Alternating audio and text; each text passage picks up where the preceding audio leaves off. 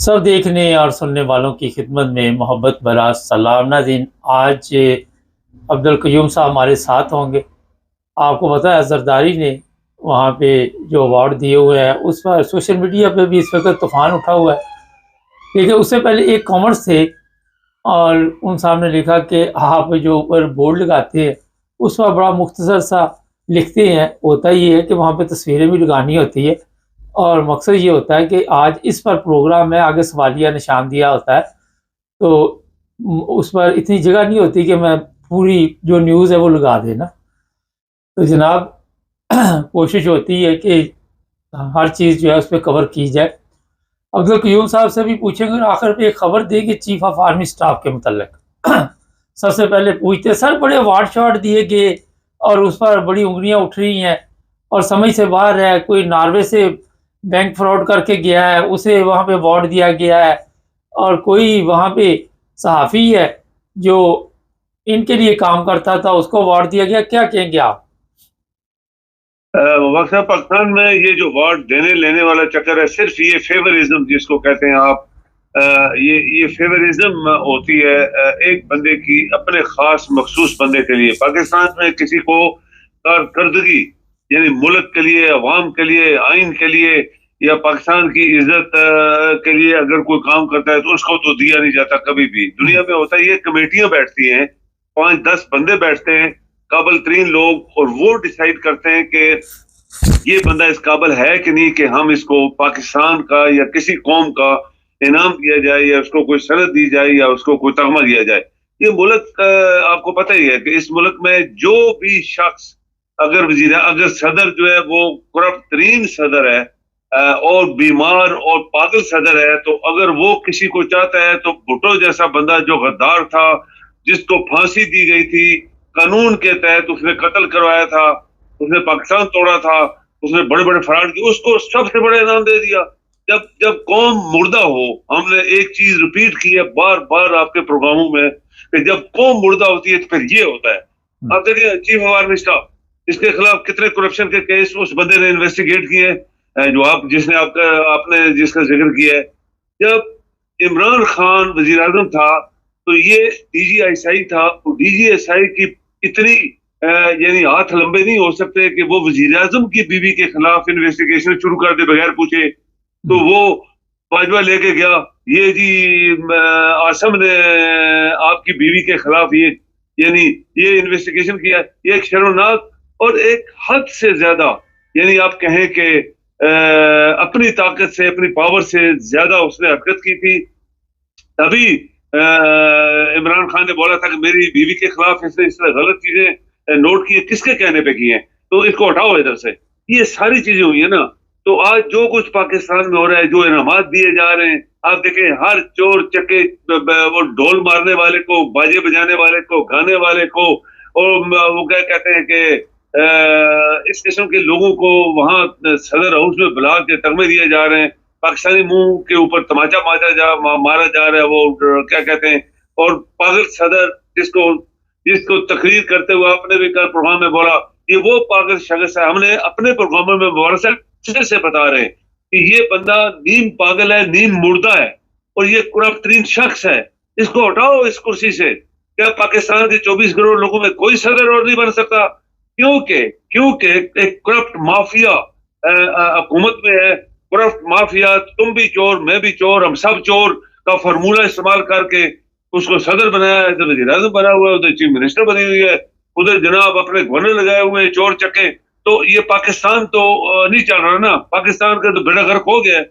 Work साहब एक खास पते बाद में आपको बताऊं, जो कौमें तरक्की कर गई हैं, लोग कौमें आज आसमानों तक पहुंच गई हैं, वहां पे इंसाफ, justice, equality, rule of law, ये चीजें अप्लाई करती हैं तीन। आप कनाडा का सदर जो अभी वज़ीर आज़म जो बने, आप देखें पुराना गया, उसी पार्लियामेंट ने इसको चुना और कल ही उसने ऐलान कर दिया कि नए इलेक्शन होंगे। नए इलेक्शन में जो बंदा जीतेगा वो वज़ीर आज़म बनेगा। इसको कहते हैं जमहूरियत मुबारक साहब। यानी वो बंदा जो वज़ीर आज़म बन गया वो एंजॉय कर सकता था। पाकिस्तान वाला होता तो 2 साल की बजाय 6 साल 10 साल लगाता। वहां नए इलेक्शन उसने बोला होंगे, जो भी बंदा जीतेगा वो वज़ीर आज़म बनेगा। اس کو جمہوریت کہتے ہیں, ڈیموکریسی کہتے ہیں, جبکہ پاکستان میں اس کا نام و نشان نہیں ہے, نام و نشان نہیں ہے. اور یہ ملک ڈما ڈول ہو رہا ہے, آلریڈی ڈما ڈول ہے, یہ آلریڈی کرال کر رہا ہے. اور اوپر سے اس طرح کے لوگ وہاں پہ پریڈ, وہاں دیکھیں کیسے ہوئی. رمضان کا مہینہ ہے, تم کینسل کر سکتے تھے پریڈ, رمضان کے مہینے میں کیوں پریڈ رکھی ہے بھائی؟ 10 دن بعد کر لو. اور وہ پریزیڈنٹ ہاؤس میں پریڈ کا سارا انتظام کیا گیا, باہر سڑکوں پہ. یہ سب کچھ ہوا کس کے کہنے پہ؟ کس نے فیصلہ کیا؟ کسی کو پتہ نہیں ہوگا.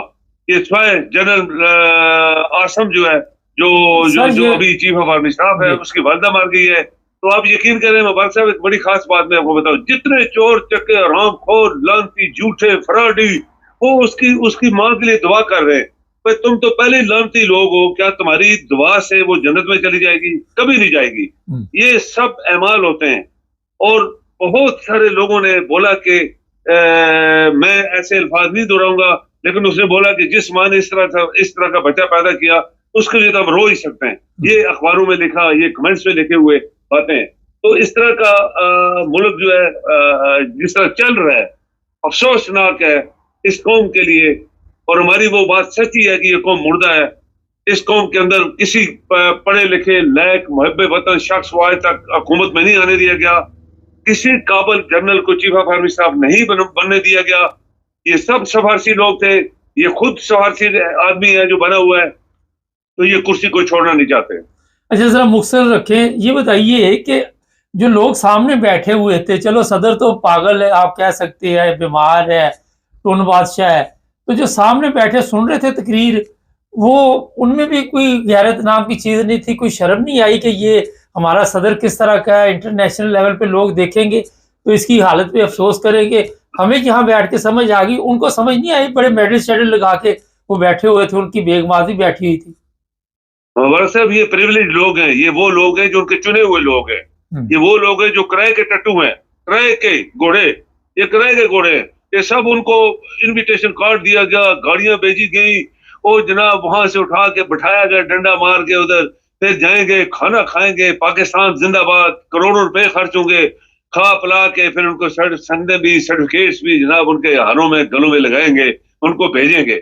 جبکہ قابل لوگ جو ہے دنیا کے, پاکستان کے, وہ یا تو باہر بیٹھے ہوئے ڈر کے وہاں سے بھاگ گئے, یا پھر پاکستان کے اندر ہے, ان کو کوئی لفٹ نہیں دیتا. آپ نے کبھی نہیں دیکھا کسی پروفیسر کے, کسی یونیورسٹی کے پروفیسر کو, کسی وائس چانسلر کو کبھی انعام دیا گیا ہو. آپ نے کبھی نہیں دیکھا کہ کسی اور قابل ترین منسٹری کے بندے کو انعام دیا گیا ہو. یہ چور چکے, ہاکی, فٹ بال, کرکٹ, بھائی پاکستان سے اس کا کیا غرض ہے؟ وہ آرام خور وہاں پاکستان کا پیسہ بھی کھاتے ہیں, ہار کے واپس آتے ہیں, پھر انعام ملتے ہیں, ان کو کروڑوں روپے دیتے ہیں. یہ لوگ پیسہ پاکستان کا, تو ایسے لوگوں کو تو لوگ لسٹ نہیں دیتے نا. انڈیا میں کبھی کسی کرکٹر کو کبھی وزیر اعظم بلا کے کھانا نہیں کھلایا, نہ چائنا میں کھلایا, نہ کسی اور ملک میں. یہ کرپٹ ملک ہے ایک ایسا. سر یہ بتائیے, ہارے ہوئے لوگوں کو بھی گلے میں ہاتھ ڈالتے ہیں اور وی آئی پی لوجوں سے گزارتے ہیں. یہ شرمناک بات ہے کہ پاکستان آج تک ترقی نہیں کر پائے انہی لوگوں کی وجہ سے, کہ وہاں پہ پریولیج ان لوگوں کے لوگ بیٹھے ہیں جو پاکستان کے اوپر حاوی ہیں اور پاکستان کو کھا رہے ہیں. کرپٹ ترین لوگ ہیں یہ, زرداری کے, مسلم لیگ نون کے, ایم کیو ایم کے, اور ولی خان کا, یہ سارے گروپ ہے جو پاکستان کے دشمن ہے. یہ ان کے لوگ بیٹھے تھے, کوئی محب وطن آدمی وہاں پہ نہیں بیٹھا تھا.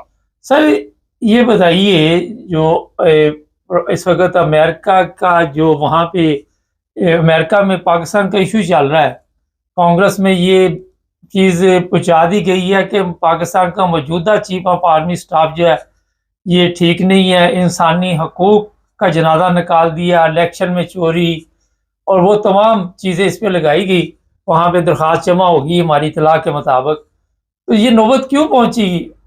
یہ تو کہتے ہیں کہ ہم بڑے اسلام کے ٹھیکیدار ہیں, ہم تو جناب یہاں پہ اسلام کی بڑی خدمت کر رہے ہیں. امریکن کانگریس جو ہے وہاں پہ سینٹ جو ہے وہاں پہ بتایا جا رہا ہے کہ جناب یہ تو 2 نمبر طریقے کے ساتھ سارا سسٹم چلا رہے ہیں. یہ صحیح بات ہے آپ کی مبارک صاحب. یہ ابھی بل انہوں نے ایک ڈرافٹ کر لیا ہے جس میں چیف آف آرمی سٹاف کے خلاف بے شمار الزام لگائے گئے ہیں کہ یہ شخص غلط طریقے سے بنا, اس نے ڈیموکریسی غلط طریقے سے چلنے دی, جعلی طریقے سے ووٹوں کو چینج کیا گیا. پاکستان میں ڈیموکریسی جو ہے وہ جعلی ڈیموکریسی ہے.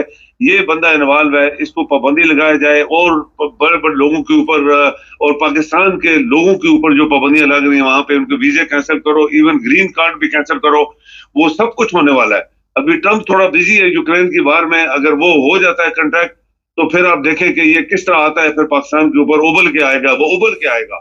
اور آپ دیکھیں کہ باقی ملکوں کے لوگ بھی پاکستان کے خلاف ہیں، جو سمجھتے ہیں کہ پاکستان میں ڈیموکریسی نہیں ہے، یہ ایک ملٹری کا ایک شو ہے جو غریبوں، عوام، آئین سب کو دبا گیا ہے، ججوں کو دبا گیا ہے۔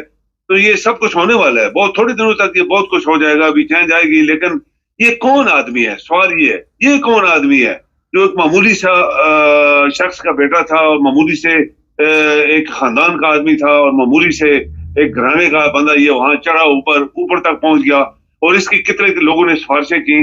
آپ کو سب پتا ہے کہ پاکستان کے جتنے جنرل بنے، کس کس لوگوں نے سفارشیں کی۔ بہت لوگ جو تھے، قابل ترین لوگ پاکستان کے جو بننے چاہیے تھے، وہ نہیں بنائے گئے چیف آف آرمی اسٹاف، اور 10 بندوں نے سفارشیں کر کے ان کو اوپر چڑھایا، پھر انہوں نے پاکستان کا بیڑا غرق کیا، کسی نے تڑوا دیا، کسی نے بیڑا غرق کروا دیا۔ تو یہ آج جو کچھ ہو رہا ہے، میں سید ہوں، میں شاہ ہوں، میں پیر ہوں، میں جناب حافظ ہوں، اٹس اے فراڈ، بہت بڑا فراڈ۔ جب دیکھتے ہیں کہ یہ قوم ہی بیوقوف ہے اور مری ہوئی قوم ہے، تو پھر اپنے ساتھ ٹائٹلز ایکسٹرا لگانا شروع ہو جاتے ہیں۔ میں سید ہوں، میں فراڈ ہوں، میں فلان ہوں۔ مشرف بھی کہنا شروع ہو گیا تھا میں سید ہوں، اور بڑے بڑے لوگوں نے بولا میں یہ ہوں، میں وہ ہوں۔ تو ملا تو کسی کو کچھ نہیں ہے۔ کیا کوئی کسی کو مرنے سے بچا سکتا ہے؟ اگر میں سید ہوں، ایک سوال ہے، ٹائم کافی ہو گیا، ایک بڑا اہم سوال ہے۔ یہ ایک یوٹیوبر تھا رجب بٹ، اس نے ایک پرفیوم، بڑی احتیاط سے ذرا جواب دیجیے گا، کہ اس کا نام رکھ دیا 295 پرفیوم کا۔ کل علماء نے ایک پولیس اسٹیشن کا گھیراؤ کیا، اور سوشل میڈیا پہ بھی 295 کے نعرے لگ رہے ہیں۔ یہ بتائیے کہ نام رکھنے سے کیا ہو جاتا ہے؟ کوئی فرق پڑ جاتا ہے؟ کوئی یہ کہتے ہیں جناب اس نے اس جو قانون تھا، جو آرٹیکل تھا، اس کی توہین کی ہے، اور اس کو اب یہاں پہ ہم رہنے نہیں دیں۔ اس کے خلاف ایف آئی آر درج کر دی گئی ہے، اور اس ایف آئی آر میں یہ کہا گیا کہ اس نے مذہب کی توہین کی ہے۔ اب اس میں مذہب کی کہاں سے توہین آ گئی اگر اس نے 295 رکھ دیا؟ کوئی توہین نہیں ہے، یہ فراڈی لوگ ہیں، یہ بے ایمان لوگ ہیں، یہ دھوکے باز لوگ ہیں، یہ لعنتی لوگ ہیں۔ آپ دیکھیں کہ پاکستان کے وزیر اعظم عمران خان کے اوپر گولیاں چلائی گئیں، اس کو ایک بہت بڑی سازش کے تحت قتل کرنے کے لیے گوجرانوالا، اور اس میں جب وہ جلوس پہ جا رہا تھا، کسی نے ایف آئی آر نہیں کاٹی، اس کی ایف آئی آر کاٹنے نہیں دی گئی آج تک۔ وہ جو بندہ پکڑا تھا انہوں نے جیلی، وہ آج تک کھا پی رہا ہے، ایس کر رہا ہے، کسی کو پتہ ہی نہیں وہ کدھر گیا ہے۔ تو یہ جس ملک میں یہ چیزیں ہوں، اور ملا جو ہیں یہ تو چونکہ مشرک ہیں بہت بڑے، میں شروع سے کہہ رہا ہوں، اور میرا یہ ایمان ہے کہ پاکستان کے ملا سب سے بڑے مشرک ہیں، اور یہ اس طرح کے کاموں میں دیکھیں کس طرح سڑکوں پہ آ جاتے ہیں۔ لیکن فلسطین میں آپ دیکھیں کیا ہوا، ایک ملا نہیں آپ کے سڑک پہ آیا۔ اور پاکستان میں ظلم ہوتے ہیں، جب بچیوں کے ساتھ، عورتوں کے ساتھ، مردوں کے ساتھ اور ظلم ہوتے ہیں، وہ کوئی ملا باہر نہیں آتا۔ یہ کرائے کے لوگ ہیں نا، اسی کو کہتے ہیں کرائے کے ٹٹو۔ یہ کرائے کے لوگ ہیں، ان کو پیسہ دیا جاتا ہے، جاؤ تم بھونکو کتے کی طرح، ہر بندے کو پیسہ دیتے ہیں، تم بھونکو سڑکوں کے اوپر، وہ بھونکتے ہیں پھر۔ اور ایف آئی آر کیسے کاٹ دی گئی، جبکہ اتنے بڑے وزیر اعظم کو قتل کرنے کی سازش کی، آج تک وزیر اعظم کو کسی نے ایف آئی آر نہیں کاٹنے دی۔ دنیا نے تماشا دیکھا ہوا ہے۔ تو یہ لوگ جو ہیں، ان کی ایک شرمناک، میرے خیال میں، چونکہ پاکستان میں آئین نہیں ہے، کیونکہ آپ کے جج مرے ہوئے ہیں، مردہ ہیں، حرام خور ہیں، حرام کی روٹیاں کھاتے ہیں، کیونکہ آپ کے ادارے جو ہیں وہ آئین اور کے اوپر عمل نہیں کر رہے، نہ اسلام کے اوپر عمل کر رہے۔ اسلام پاکستان میں آئی نہیں ہے مبارک صاحب۔ میں کہتا ہوں کہ اسلام کوئی پاکستان میں نہیں ہے۔ یہ اسلامک ریپبلک ایک گونسا تھا جو رکھا تھا انہوں نے نام اس کا، اس کے اوپر آج تک عمل ہوا ہی نہیں ہے۔ وہاں پہ کوئی قرآن کی تعلیم نافذ نہیں ہے، وہاں پہ انسانوں کے بنائے گئے آئین کو استعمال ہوتا ہے، اور رات دن امینڈمنٹ ہوتی ہے، جب ان کو دل کرتا ہے ادھر سے ادھر، ادھر سے ادھر، اور اپنے فائدے اٹھا رہے۔ آپ کی قوم اگر مردہ نہ ہو تو یہ کبھی نہیں سی ہو سکتا۔ اگر آپ کی قوم مردہ نہ ہو تو یہ آج بھی اگر جاگ پڑے اس موت سے جو مری ہوئی ہے، تو پاکستان میں بڑی تبدیلیاں آ سکتی ہیں، لیکن یہ ہونے والا نہیں ہے۔ جی بہت شکریہ۔ جی تک ناظرین، اسلامی ممالک کے جتنے بھی ہیں 55 ہے 56 ہے، وہاں پہ رمضان کے دوران لوگ عبادت میں لگے ہوئے ہیں، لوگ روزے رکھ رہے ہیں، لوگ صدقہ خیرات دے رہے ہیں، لوگ عبادت، کوئی تہجد پڑھ رہا ہے، نماز پڑھ رہے ہیں۔ پاکستان واحد ملک ہے جو اسلام کے نام پہ بنا اور پورا رمضان فتنہ اور فساد میں گزر گیا، لوگوں کے لیے مشکلات پیدا کی گئی، لوگوں کے اوپر جھوٹے کیس، صبح سے شام تک جھوٹ، اور یہ سارا کچھ اسلام کے نام پہ ہو رہا ہے۔ چیف آف آرمی اسٹاف آج خود دیکھے کہ امریکہ میں اگر کوئی ایسی درخواست جمع ہوتی ہے تو وہاں سے آپ اندازہ لگائیں کہ ہماری ملک کا عزت اور وقار کہاں پہ پہنچا ہوا ہے، کہاں پہ آج ہم پاکستان کو لے گئے ہیں کہ ہمارے چیف آف آرمی اسٹاف کی دوسرے ممالک کے جو بھی سینیٹ ہے یا کانگریس جو بھی ہے وہاں پہ درخواستیں جمع ہو رہی ہیں کہ یہ بندہ جو ہے یہ انسانی حقوق کی خلاف ورزی کر رہا ہے، اور اس میں کوئی شک نہیں ہے، بے شمار بے گناہ لوگوں کو مارا گیا، ابھی بھی قتل و غارت ہو رہی ہے بلوچستان میں، اور سمجھا یہ جاتا کہ شاید میں نے پتہ نہیں قیامت تک یہاں پہ چیف آف آرمی اسٹاف رہنا، کبھی غور نہیں کیا کہ پتہ نہیں میرے ساتھ اگلے 1 منٹ میں بھی کیا ہو جائے، اور اللہ تعالیٰ کی لاٹھی بے باز ہے۔ آپ سب کے علم میں پاکستان میں کتنے کتنے جابر آئے اور ان کے ساتھ کیا پھر حالات ہوئے، کیا سلوک ہوا، تو مکمل طور پر ایک جھوٹا سسٹم چلا کے جھوٹے کیس، کسی نے 295 نام لے لیا تھے اس کے اوپر FIR درج ہو گئی، ویسے ہی مناسب نہیں ہے، ویسے ہی اچھا نہیں لگتا یہ چیزیں جو ہوتی ہے، اور اس بار ہم نے کئی پروگرام پہلے بھی کیے ہیں۔ چینل کو سب دیکھنے اور سننے والوں کی خدمت میں محبت برا سلام۔ پاکستان چلیں گے، ہمارے بیورو چیف وہاں پہ ہے۔ سر کیا اپڈیٹ ہے ذرا بتائیں ہمارے دیکھنے والوں کو۔ جی بالکل، آج ایک تو احتجاج کی کال دی گئی تھی TLP کی طرف سے کہ انہوں نے احتجاج کرنا ہے، جس میں 3 جگہ مخصوص کی گئی تھی۔ اس میں ایک تو ہے کہ چونک علاقہ ہے بھوپتیاں، وہاں پر قادیانی عبادت گاہ ہے، اس کے باہر احتجاج کی کال دی گئی تھی۔ نمبر 2 مدینہ مارکیٹ ڈرائیو، جہاں پر یہ واقعہ آپ کو جمعے والے دن پیش آیا تھا، وہاں پر بھی احتجاج کی کال تھی۔ اور تیسرا رفیع بلاک بحریہ ٹاؤن لاہور، تو پولیس کی طرف سے یہ اعلامیہ جاری کیا گیا تھا کہ یہاں پر جو ہے وہ TLP کے دوسری مذہبی جماعتیں جو ہے وہ احتجاج کریں گی، لہذا پولیس کو وہاں پہ الرٹ رکھا گیا تھا کہ وہاں پر پروگرام کیا جائے۔ تو وہاں پر بڑی محدود تعداد کے اندر جو ہے وہ یہ افراد وہاں پر پہنچے ہیں، تو جو بھی کچھ دیر کھڑے ہونے کے بعد وہاں سے چلے گئے تھے، تو ایک بڑی تعداد میں احتجاج نہیں کر سکے۔ اس کے علاوہ جو ہے ایک لسٹ ہمیں ملی تھی TLP کی طرف سے، جو کہ ضلع تلہ کنگ چکوال کی سائڈ سے ملی تھی۔ وہاں پر انہوں نے باقاعدہ جو ہے وہ یہ کہا تھا کہ جو یہاں پر قادیانی ہے تو ہمارے پاس ان کے نام، گھرانے، قوم، ذات کے مطابق ایک لسٹ جاری کی ہے جی، ان لوگوں کو ہم جو ہے وہ سمجھائیں گے یا تو یہ مسلمان ہو جائے ورنہ یہ علاقہ چھوڑ دے۔ تو ان کی طرف سے ایک لسٹ جو ہے وہ TLP نے جاری کی تھی، جس میں تقریباً کوئی 15 سے 20 کے قریب جو گھرانے ہیں، جس میں بتائے گئے تھے کہ ان کے نام ہے، والدیت ہے، اور آگے ان کا پیشہ اور رہائش سارا کچھ اس سے لکھا ہوا تھا۔ تو اس کے علاوہ ایک اسلام آباد میں جو ہے ایک تحریک لبیک کی طرف سے ایک کال آئی تھی، جس کے اندر انہوں نے یہ کہا تھا کہ ہمیں میڈیا والوں کو بلا کر تو ایک پریس ریلیز جاری کرنی ہے۔ تو یہ جو پریس ریلیز تھی یہ تحریک لبیک یا رسول اللہ کے مرکزی رکن شورا اور دیگر ایڈوائزر تھے چودھری رضوان احمد سیفی۔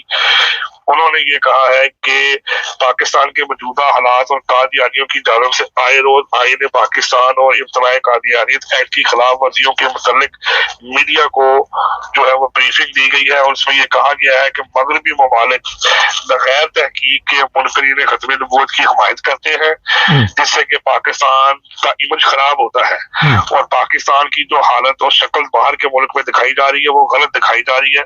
پاکستان پر بیجا تنقید کرنا دراصل دفتر خارجہ کی سفارتی ناکامی ہے، اور یہ ان کی پیشہ ورانہ نااہلی ہے کہ دفتر خارجہ عالمی سطح پر پاکستان کی بدنامی کا باعث بن رہا ہے، کیونکہ عالمی سطح پر جو عالمی قوتیں ہیں وہ یہ ثابت کرنا چاہ رہی ہے کہ پاکستان میں قادیانیوں کے ساتھ بہت ناروا سلوک کیا جا رہا ہے، تو اس وجہ سے وہ ان کی حمایت کرتے ہیں۔ اور جبکہ ہمارا یہ موقف ہے بطور TLP جو ایڈوائزر ہے کہ ان کو بتایا جائے فارسی سطح پر کہ پاکستان کے قانون میں قادیانی جو ہے وہ مرتد ہیں اور وہ کافر ہیں، تو اس لیے ہم ان کو وہ حقوق نہیں دے سکتے جو عام مسلمان کو دیتے ہیں، لیکن عالمی میڈیا اور عالمی قوتیں جو ہے وہ اس کے برعکس ان کی حمایت کرتی ہیں، جس سے پاکستان کی بہت زیادہ بدنامی ہوتی ہے۔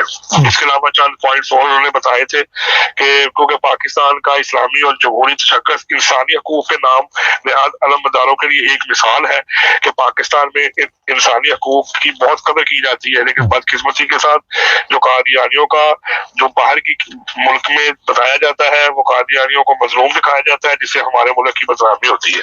تو اس طرح کی انہوں نے پریس کانفرنس کی تھی جس میں انہوں نے مختلف پوائنٹ جو ہے انہوں نے بتائے ہیں، اور کوشش یہ کی ہے کہ آپ لوگ میڈیا پر جو ہے اس کو ہائی لائٹ کریں کہ جو سفارتی جو عملہ ہے، یہ جو پاکستان میں وزارت خارجہ ہے، وہ اچھے طریقے سے باہر کے ممالک میں اس بات کو نہیں بتا رہی کہ قادیانیت جو ہے وہ کیا کر رہی ہے، تو قادیانیوں کی جو حمایت کی جا رہی ہے تاکہ اس کو بند کیا جا سکے۔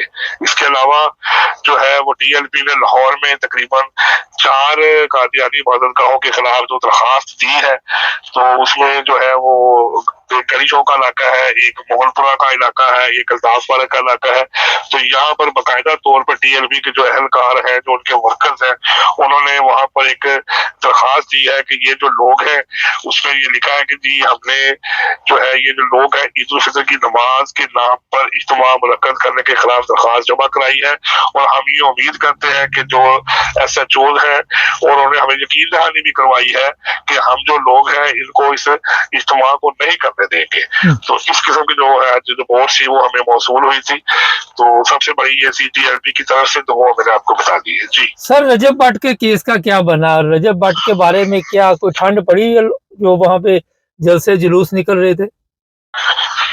جی بالکل، رجب بٹ کی جو بات تھی وہ ایف آئی آر جو کل آپ کو بتائی گئی تھی، اس کے بعد یہاں پر رجب بٹ کی ایک آڈیو بھی لیک ہوئی ہے جس کے اندر وہ یہ کہہ رہا ہے کہ ایک اہل تشیع کہاں چلے گئے ہیں، ان کو میرے ساتھ مل کر آواز اٹھانی چاہیے، ان کو میرے حق میں بولنا چاہیے۔ اور اس کے علاوہ جو یہاں پر ایک اور تنظیم تھی جو ہے اہل سنت کی، ان لوگوں نے بھی ایک فتویٰ جاری کیا ہے جس میں انہوں نے کہا کہ گستاخ رجب بٹ واجب القتل ہے۔ طریقے صراط مستقیم ڈاکٹر محمد آصف اشرف جلالی کی طرف سے انہوں نے اسپیشل ایک پامفلٹ بھی جاری کیا ہے اور ایک اعلامیہ بھی جاری کیا ہے جس میں انہوں نے یہ واضح طور پہ بتایا کہ یوٹیوبر بلاگر رجب بٹ انتہائی سنگین گستاخیوں کا مرتکب ہو چکا ہے۔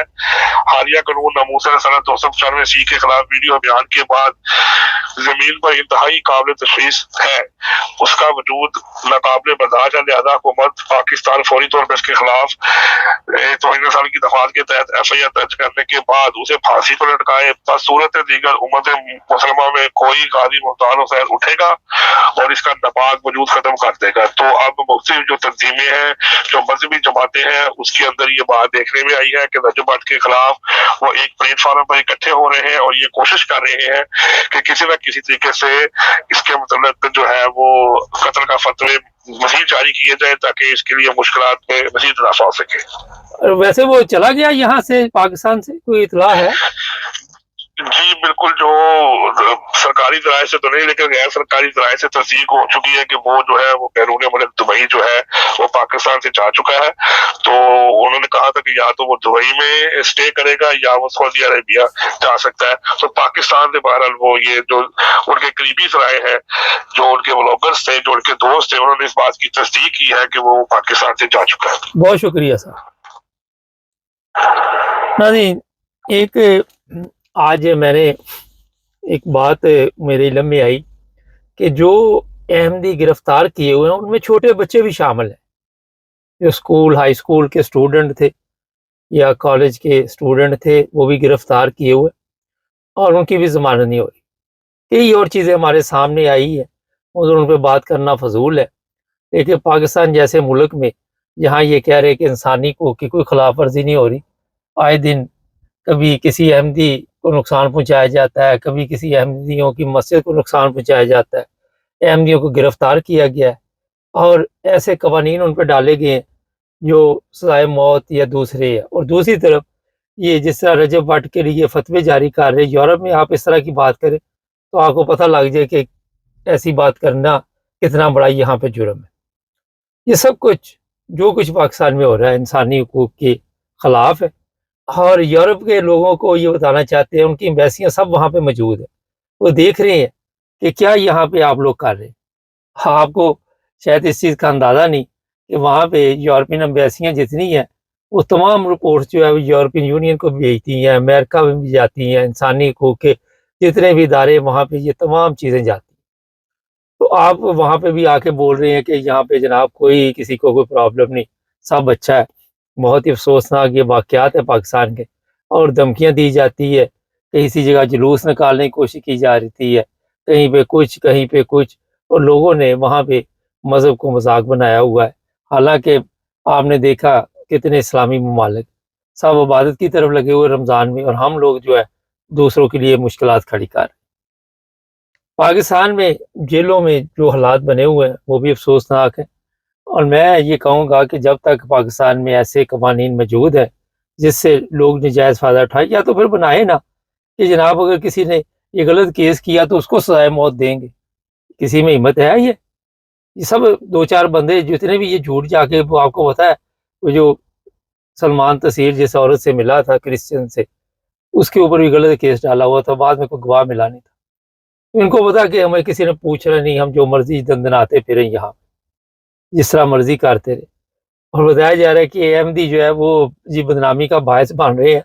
آپ کی تو بڑی اچھی شہرت ہے، اسپین سے جو پکڑے گئے، اٹلی سے ایک پکڑا گیا، اس سے تو پاکستان کا نام روشن ہوا، اور پاکستان میں جو آپ جلسے جلوس کر رہے ہیں، مساجد پہ حملے کر رہے ہیں، لوگوں پہ حملے کر رہے ہیں، جھوٹی FIR، جھوٹے کیس، قتل، یہ وہ، یہ سب کیا ہے؟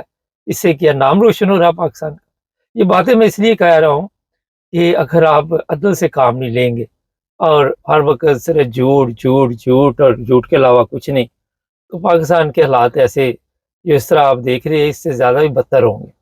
وہاں پہ آپ یوٹیوبر ہو یا کوئی احمدی ہو یا کوئی کرسچن ہو، کیسے آپ کہہ سکتے ہیں کہ آپ انسانی حقوق کے مطابق چل رہے ہیں؟ مقصد سا یہ ایک انگلینڈ کی رپورٹ جاری ہوئی ہے، کون سے لوگ کرمنل ہے پروگرام، ابھی وہ بھی آپ دیکھیں گے، چینل کو سبسکرائب کریں، جڑے رہے ہمارے ساتھ۔ سب دیکھنے اور سننے والوں کی خدمت میں محبت بھرا سلام۔ کرائم، ایک رپورٹ جاری ہوئی ہے انگلینڈ سے، اور اس میں بتایا گیا ہے کہ کون کون سے ممالک جو ہیں یہاں پہ جو لوگ رہتے ہیں ان کے جو لوگ ہیں وہ کرائم میں ملوث ہیں، اور کون سا پہلا نمبر آیا ہے۔ اور یہ بھی میں بتا دیتا ہوں کہ اس میں پاکستانی جو ہے ان کا کون سا نمبر ہے، انڈین کون سے نمبر پہ۔ یہ کوئی 50 ممالک کی رپورٹ ہے جو جاری کی گئی۔ آپ سب کو یہ میں بتا رہا ہوں، بڑی حیرانگی کی بات نہیں ہوگی آپ کے لیے کہ جو افغانستان کے لوگ ہیں انہوں نے پہلا نمبر حاصل کیا ہے، البانین بھی ان کے ساتھ ہیں، اور یہ جو افغانستان کے لوگ ہیں کرائم میں 1 نمبر پہ، انگلینڈ کی رپورٹ ہے۔ مگر یہ بھی آپ کو پتا ہے کہ جو جرمنی میں لوگ رہتے ہیں یا یورپ میں رہتے ہیں، وہاں بھی افغانستان کے لوگ جو ہیں وہ پہلے نمبر پہ آ رہے ہیں۔ انہوں نے اپنی برتری جو ہے وہ برقرار رکھی ہوئی ہے، اور اس میں کوئی کمی پیشی نہیں آئی۔ جو سب سے ضروری چیز ہے کیا کرائم ہے وہ میں تھوڑے سے بتا دیتا ہوں۔ ان میں سب سے جو خطرناک ہے وہ ریپ کے کیس ہے لڑکیوں کے ساتھ، اور یہاں تک ایک واقعہ جرمنی میں پیش آیا کہ افغانستان کے بندے کو قتل کرنے کے بعد اس افغانی نے اس لاش کے ساتھ، بندے کے ساتھ بھی بدکاری کی، مرے ہوئے بندے کے ساتھ۔ اور وہاں بھی افغانستان کے لوگ جرمنی میں بھی اور انگلینڈ میں بھی چھوٹی عمر کی لڑکیاں ہیں یا جو بھی لڑائی جھگڑا فتنہ فساد، اس میں جناب وہ بڑھ چڑھ کر حصہ لیتے ہیں۔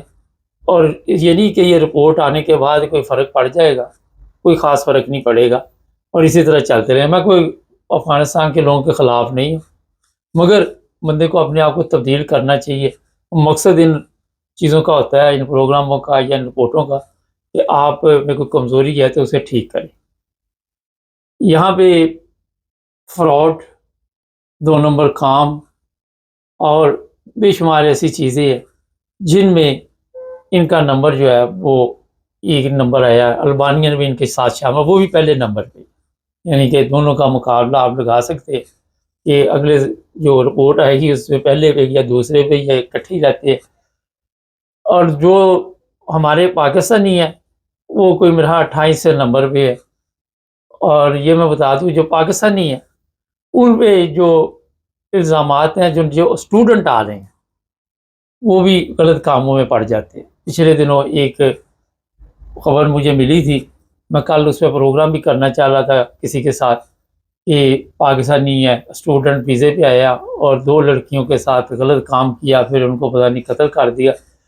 اور یہ جو چیزیں ہو رہی ہیں یہاں پہ اسٹوڈنٹوں کے ساتھ، یہ آتے ہیں پاکستان سے. اب یہاں پہ فیس بک ہے، ٹک ٹاک ہے، سوشل میڈیا ہے، کنٹرول سے باہر ہو جاتے ہیں. جیسے ہی کوئی لڑکی ان کے ساتھ حال چال ہی پوچھ لے تو انہیں پیار ہو جاتا ہے. اور وہ پیار جب ہوتا ہے یہ بھی نہیں دیکھتے کہ آگے کوئی 12 سال کی ہے، 14 سال کی ہے، 13 سال کی ہے، کوئی ان کو پتہ نہیں ہوتا. اور پھر ایسی ویڈیو سامنے آئی کہ یہاں پہ پھر ان کو گرفتار کیا گیا انگلینڈ میں، اور باقاعدہ پولیس نے ظاہر ہے پکڑا، پھر ان کو سزا ہوگی. اور یہاں پہ بہت بڑا یہ جرم ہے. 18 سال سے کم لڑکی ہو یا لڑکا ہو، آپ کو پتہ ہے کہ اس کے لیے اگر آپ نے کوئی ایسے الفاظ یا ایسا کچھ کہہ دیا یا کوئی ایسی کوشش کی کہ اس کو گیم شیم ڈالنے کی، جو میں بتانا چاہ رہا ہوں سمجھ گئے، تو وہ آپ کے گلے پڑ جائے گی. اگر اب نہیں پڑے گی تو 1 2 سال بعد، 3 سال بعد شاید فی الحال آپ سمجھیں کہ کچھ نہیں ہوا، لیکن جب بھی آپ پکڑے جائیں گے اس وقت آپ کا بڑا کام ہو جائے گا. ایک کیس یہاں پہ ہوا تھا، میں پہلے ذکر کر چکا ہوں کہ پتہ نہیں وہ بچی تھی، اس کے ساتھ ایسا غلط کام کیا اس نے، اور پھر 16 سال شاید بعد اس لڑکی نے اس کو بازار میں دیکھا اور اس نے اس کا پیچھا کیا. پھر وہ ایک مسجد میں گیا اور پھر لڑکی نے پولیس کو فون کیا اور آج کل وہ صاحب جیل میں ہے. یہ میں اس لیے آپ کو مثال دے رہا ہوں کہ جرم کوئی بھی ہے، جب بھی اس کا پردہ اٹھے گا تو سمجھے کام ہو گیا. اس لیے احتیاط کرے. جو ہمارے اسٹوڈنٹ یہاں پہ آتے ہیں ان کو بڑی احتیاط کرنی چاہیے. یہ اس لیے آپ کو بتا رہا ہوں کہ بہت زیادہ واقعات ہو رہے ہیں. 28 نمبر پہ اگر آیا تو اس میں جو سب سے زیادہ کیس ہے وہ فراڈ ہے. فراڈ اور یہ جو میں نے بتایا عام پبلک بھی جو ہے وہ اسی کام میں لگی ہوئی ہے. پاکستانی ریپ کے کیس ہے، یہ ہے وہ ہے، ڈرگس کا بڑا ہے اس میں ہے، اور 2 نمبری کام ہے. لیکن پھر بھی شکر کرے کہ ہمارے سے اوپر کچھ 27 لوگ ممالک ہیں، لیکن انڈیا کو 42ویں نمبر پہ ہے. ہمارا جو پاکستان کا سسٹم ہے وہ یہ ہے کہ یہاں پہ اگر آپ فرض کریں یورپ کی پوری بات کر لیتے، جرمنی میں دیکھ لیں تو پاکستانی بہت کم ہے جو کرائم میں ملوث ہوتے ہیں. اتنی بڑی تعداد نہیں ہے کیونکہ وہاں پہ پاکستانی جو ہیں بڑے اچھے ہیں، سیٹ ہیں وہاں پہ. اور انگلینڈ میں بھی بڑے زبردست بزنس بھی ہیں، ان کے کاروبار ہے.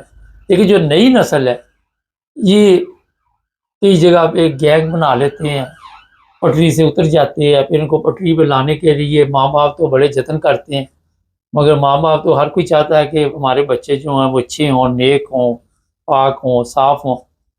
لیکن ظاہر ہے بچے جو ہوتے ہیں کسی غلط سوسائٹی میں بیٹھ کے، غلط دوست کو غلط لوگ مل گئے، اور وہاں پہ پھر ظاہر ہے جب غلط لوگوں کے ساتھ مل گئے تو اپنا تو بیڑا گرک ہوا، ماں باپ کو بھی مشکلات کا سامنا کرنا پڑتا ہے.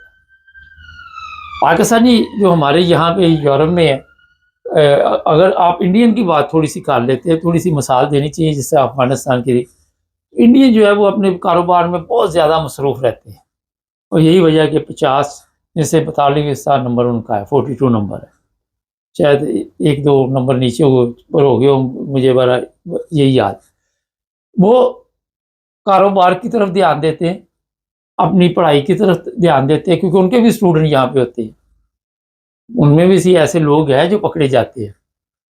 میں نے پچھلے دنوں ایک دیکھا تھا بندہ، وہ بھی اسی طرح چھوٹی عمر کی لڑکی کو گیم شیم ڈال رہا تھا تو پکڑ لیا انہوں نے، پھر اس کی ویڈیو بنائی اور پھر اسے واپس بھجوا دیا. اور یہاں پہ آپ کو میں یہ بتا دیتا ہوں کہ ایسے اسٹوڈنٹوں کے لیے پھر یورپ میں کوئی جگہ نہیں، اور خاص کر اگر آپ انگلینڈ میں بھی پکڑے گئے تو یہاں بھی آپ کو نہیں آنے دیں گے دوبارہ. تو پاکستانی جو ہے وہ اگر کوشش کرے تو اپنے آپ کو بہتر کر سکتے ہیں. یہاں آ کے ہم اگر جو پاکستان میں جو کچھ سیکھتے ہیں اپنے آپ کو تبدیل کریں، یہاں کے ماحول میں ایمانداری کی طرف توجہ دے اور جو بھی یہاں کے قوانین ہیں ان کا احترام کرے. 2 نمبر ایک ہوتا ہے شارٹ کٹ، وہ کہتے ہیں جی بڑی جلدی جمپ اور جاؤ، سوئچ پروگرام جو ہمارے ذہن میں بیٹھا ہوا ہے، تو سوئچ پروگرام ذہن سے نکالیں محنت کے ساتھ. اور جہاں بھی کام کریں محنت، بڑا مشکل کام، میری باتوں سے تو نہیں فرق پڑے گا. یہ جہاں پہ میں پروگرام کر رہا ہوں، ایک پاکستانی سے کام کروایا تھا، بیڑا گرک کر گیا، پھر ایک انڈین کو بلایا. آج 10 سال ہو گئے، بہترین، وہاں پہ کوئی پرابلم نہیں ہے، وہ سیم کام. تو یہ میں بتا دیتا ہوں کہ نیت صاف کرنی پڑے گی. اگر آپ نے ترقی کرنی ہے تو نیت، اور وہ ہماری نیت جو ہے بڑا مشکل کام ہے، لیکن اگر ہر بندہ اس چیز طرف توجہ دے تو اپنے آپ کو تبدیل کر سکتا ہے. اپنے ارد گرد کا ماحول بھی دیکھے اور ان کو بھی آہستہ آہستہ طریقے کے ساتھ توجہ دلائے کہ اس طرح ان ممالک میں پاکستانیوں کی بدنامی ہوتی ہے. 28 نمبر بھی ہے، بدنامی تو ہے ہی ہے. تو اب سوچ یہ نہیں رکھنی کہ یار ہم ان سے تو اچھے ہیں افغانستان کے لوگوں سے.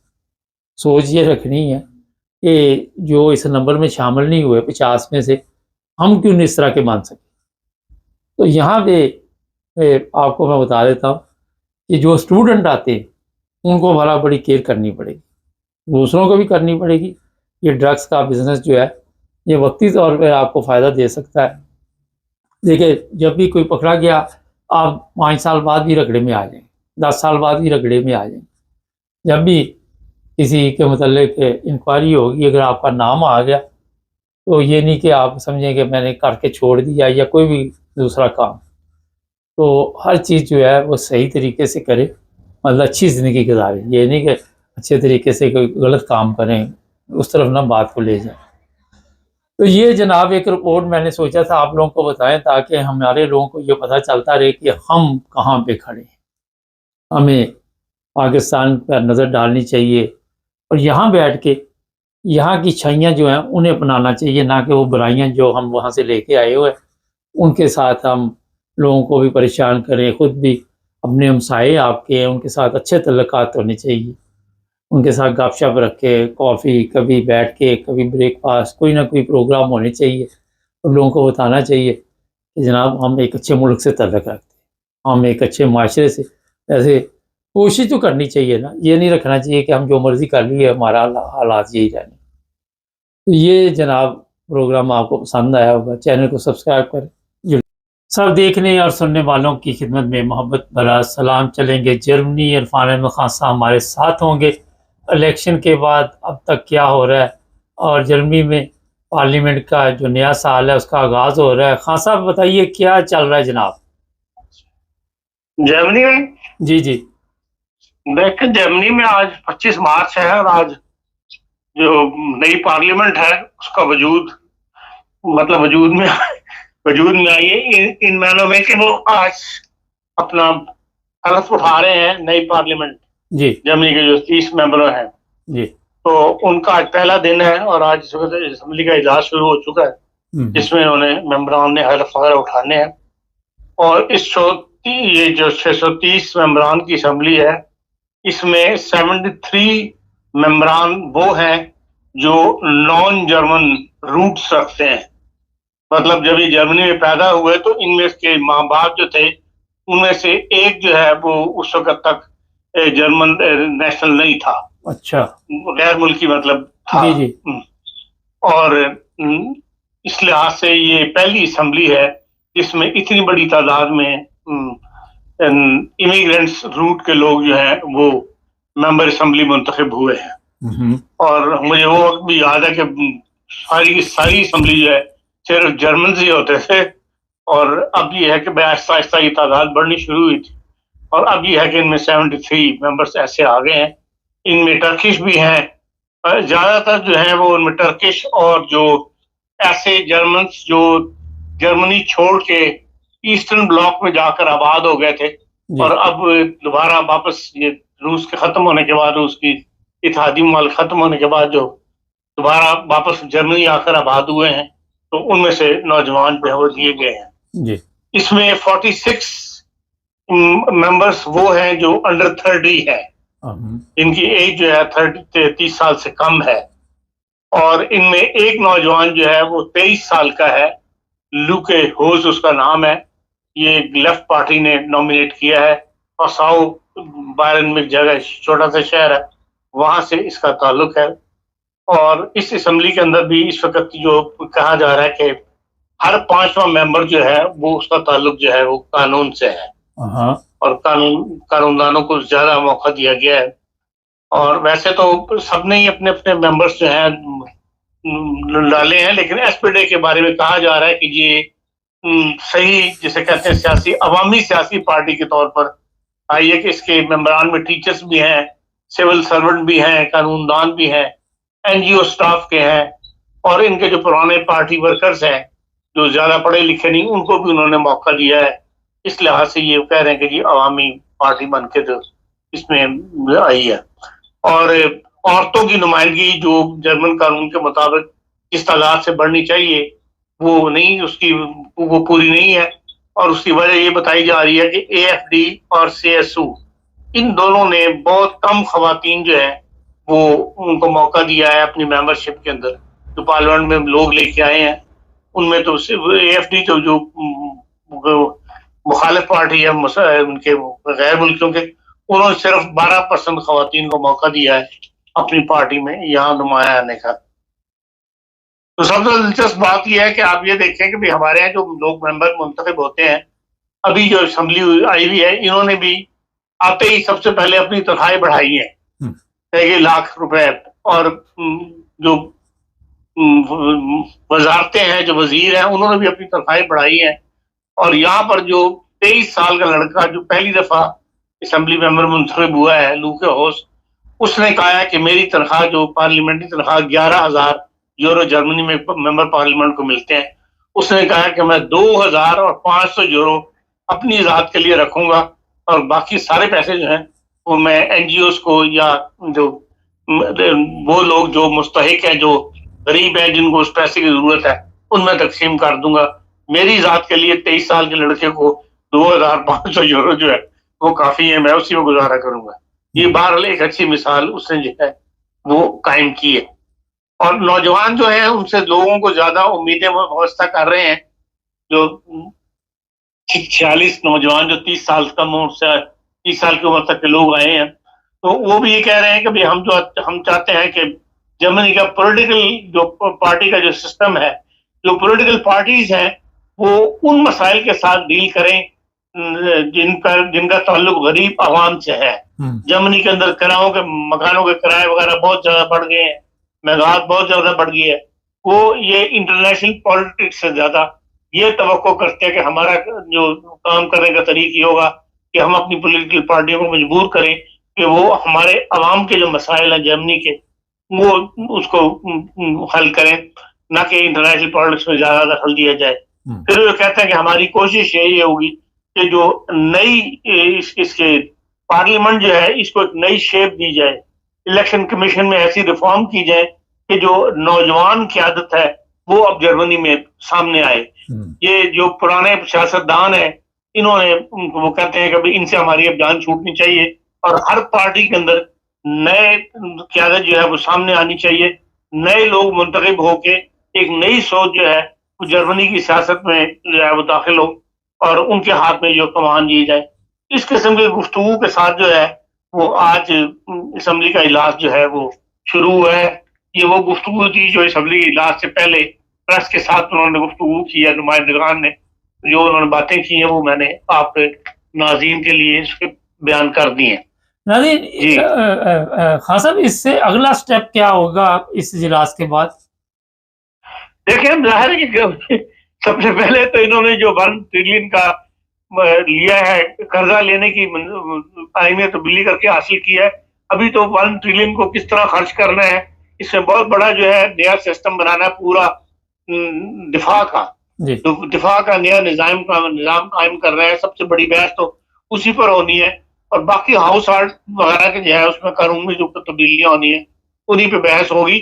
اور جو نیا دفاعی سسٹم انہوں نے 1 ٹریلین کا جو اجلاس ہوا پچھلے ہفتے جس میں منظوری دی گئی ہے، اس کے اندر یہ بات ڈسکشن کے اندر آئی ہے کہ اگر ہم ایک نیا سسٹم قائم کر رہے ہیں، پورا دفاعی نظام جو آج تک ہم امریکہ پر انحصار کرتے تھے، اب ہم نے اس فیلڈ کے اندر اگر اپنا سسٹم نیا قائم کرنا ہے تو ہمیں تو اس وقت غیر ملکیوں کی ابھی بھی اس سسٹم کے بغیر ضرورت ہے. تو جب ایک پورا نظام لے کر آئیں گے اس میں ہزاروں لاکھوں میں نئے افرادی قوت چاہیے ہوگی, اور وہ ہمیں غیر ممالک سے لینی پڑے گی. اس لیے اپنے ذہنوں کو انہوں نے یہ تیار کیا ہے کہ ہاں سیاستدانوں نے مطلب اس میں بحث کے اندر یہ بات سامنے لائے ہیں کہ بھئی آگے تیار ہو جاؤ کہ مزید ہمیں ہنرمند افراد چاہیے. ہاں ہم یہ کہتے ہیں کہ ہم ہنرمند افراد ہی لیں گے, دوسرے افراد کو ہم حوصلہ شکنی کریں گے, لیکن ہنرمند افراد کے جرمنی آنے کے لیے جرمن عوام کو جو ہے وہ تیار ہو جانا چاہیے. یہ بڑی ڈسکشن جو ہے پچھلے ہفتے ہوتی رہی ہے, جو مطلب پبلک کے سامنے وہ یہ بات لے کر آئے ہیں. ظاہر نیشنل اسمبلی کے اندر بھی ایسے قوانین بنائے جائیں گے جن کے اندر ہنرمند افراد کو جو ہے وہ جرمنی آنے کے راستے جو ہیں وہ آسان ہو. ہاں صاحب ایک چیز ذرا بتائیے, جو بھی آپ نے بڑی ایک زبردست بات کی کہ نوجوان نے کہا کہ مجھے صرف 2500 یورو چاہیے اپنے خراجات کے لیے, ایک بڑی زبردست مثال ہے. یہاں پہ بڑا ایک اہم سوال اٹھتا ہے کہ ہمارے ممالک میں تو کوشش ہوتی ہے کہ کوئی 10 گاڑیاں آگے بھی ہوں پیچھے بھی ہوں, یہاں جو اسمبلی کے لوگ ہوتے ہیں ان کو کیا پروٹوکول دی جاتی ہے؟ یہاں ممبر اسمبلی کے پاس کوئی پروٹوکول نہیں ہوتے. اچھا, تو یہ تو ظلم نہیں پڑا ان کے اوپر کرتے ہمارے؟ دیکھیں جو 11 یہاں پہ کوئی ڈیلی الاؤنس نہیں ملتا آپ کو ممبر اسمبلی کو. ممبر اسمبلی کی تنخواہ ہے 11,000 روپے, اسی کے اندر اس میں گزارا کرنا ہوتا ہے. یا یہاں نہیں ہے کہ آپ جس طرح ہمارے یہاں ڈیلی الاؤنس لگا دیا جاتا, تنخواہیں لگا دی جاتی, یہاں کوئی ایسا سسٹم نہیں ہے. پیٹرول وغیرہ فری, گاڑیوں میں جتنا مرضی گاڑیاں فری, یہ بھی پکنک چلتی ہے یہاں پہ؟ نہیں ہے, کوئی ایسا سسٹم یہاں پہ موجود نہیں ہے. اچھا, تو ایک بڑی اہم بات آپ نے کی کہ نوجوانوں کو وہ آگے لا رہے ہیں, اور آپ سمجھتے ہیں کہ نوجوانوں کو آگے لانے سے سسٹم تبدیل ہوگا, کیونکہ ظاہر ہے ینگ دماغ ہے, اور آج جس طرح دنیا ترقی کر رہی ہے, آئی ٹی ہے, کوئی بھی شعبے ہیں, وہاں پہ نوجوان ہی ہیں جو وہ کامیاب جا رہے ہیں. تو اس طرح کے پروگرام ہمارے لوگ کیوں نہیں سوچتے؟ ہمارے سیاسی جو کلچر ہے, یہ سیاسی جو نظام بنا ہوا ہے, اس کے اندر شخصیت پرستی بہت زیادہ ہے. اس کی وجہ سے وہ سارا سسٹم جو ہے, جو ابھی تک کی سیاست ماحول کے اندر جو ذمہ دار ہے, جو انڈسٹریلسٹ ہے, جو صاحب حیثیت ہے, وہ سیاست پر چھایا ہوا ہے اپنی حیثیت کے سے مطلب فائدہ اٹھاتے ہوئے. تو عوام اتنے غریب ہے, دونوں کے درمیان اتنا غربت کا مطلب میدان ہے کہ وہ ہر چیز کے لیے اسی اپنے ذمہ دار کی طرف یا اپنے صاحب حیثیت جو علاقے کا بندہ ہے اسی کی طرف دیکھتا ہے اپنی ہر ضرورت کے لیے. تو یہ اصل میں تو نظام کی خرابی ہے. جب تک نظام تبدیل نہیں ہوگا, اور جو پرانے سیاستدان بیٹھے ہیں یہ تو کبھی بھی نظام کو تبدیل نہیں کریں گے. اسی لیے جرمنی کے نوجوانوں میں یہ سوچ آئی ہے, اور ان نوجوانوں نے کہا کہ ہم چاہتے ہیں کہ نئے لیڈرشپ آئے جرمنی کے اندر.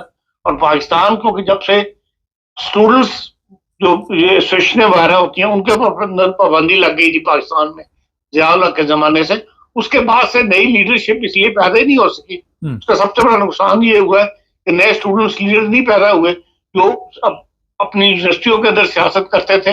گو اس کے نقصانات بھی بہت زیادہ تھے, لیکن یہ کہ وہاں سے سیاسی لیڈر پیدا ہونے شروع ہو گئے تھے, تو وہ اس سے ہم محروم ہیں.